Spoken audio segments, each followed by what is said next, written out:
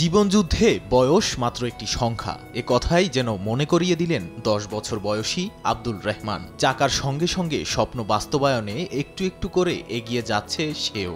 উঁচু পাহাড় কিংবা পাহাড়ি ঢালও তার স্বপ্নের কাছে ধরাশায়ী। তাই তো বাবার সঙ্গে প্রতিদিন সকালে পাহাড়ি ঢাল বেয়ে ঠেলাগাড়ি নিয়ে নেমে পড়ে অদম্য আব্দুল।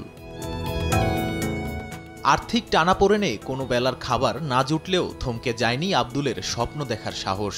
আফগানিস্তানের রাজধানী কাবুলের এক পাহাড়ি টিলার বাসিন্দা আব্দুল বড় হয়ে চিকিৎসক হতে চায়। মাত্র 37% সাক্ষরতার দেশটিতে সারাদিন কাজ করে রাত্রিকালীন স্কুলে যায় আব্দুল।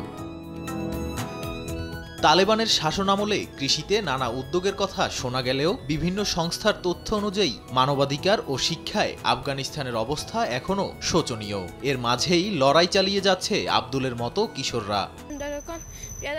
সকাল 5টায় ঘুম থেকে উঠে রাস্তায় ভ্যানে সবজি বিক্রি করে আমি 30 থেকে 40 আফগানি উপার্জন করি। আমি বড় হয়ে ডাক্তার হতে চাই। আমি বিশ্বাস করি আমার পরিবার ও দেশের অর্থনীতির এই মন্দা একদিন কেটে যাবে। নগদে 500 টাকা বা তার বেশি পেমেন্টে পেতে পারেন ঢাকায় জমিসহ 20 কোটি টাকার পুরস্কার। কাবুলের একটি ভাড়া বাড়িতে থাকে আব্দুল ও তার পরিবার। ছেলের উচ্চশিক্ষার স্বপ্ন নিয়ে গর্ব কাজ করলেও সন্তানদের আরামদায়ক জীবন না দিতে পারার ব্যর্থতা ভোগায় আব্দুলের বাবাকে। তার আশা সংকট কাটিয়ে একদিন শিক্ষা নিশ্চিত হবে সব আফগান শিশুদের। নাদিম মারজান, সময় সংবাদ।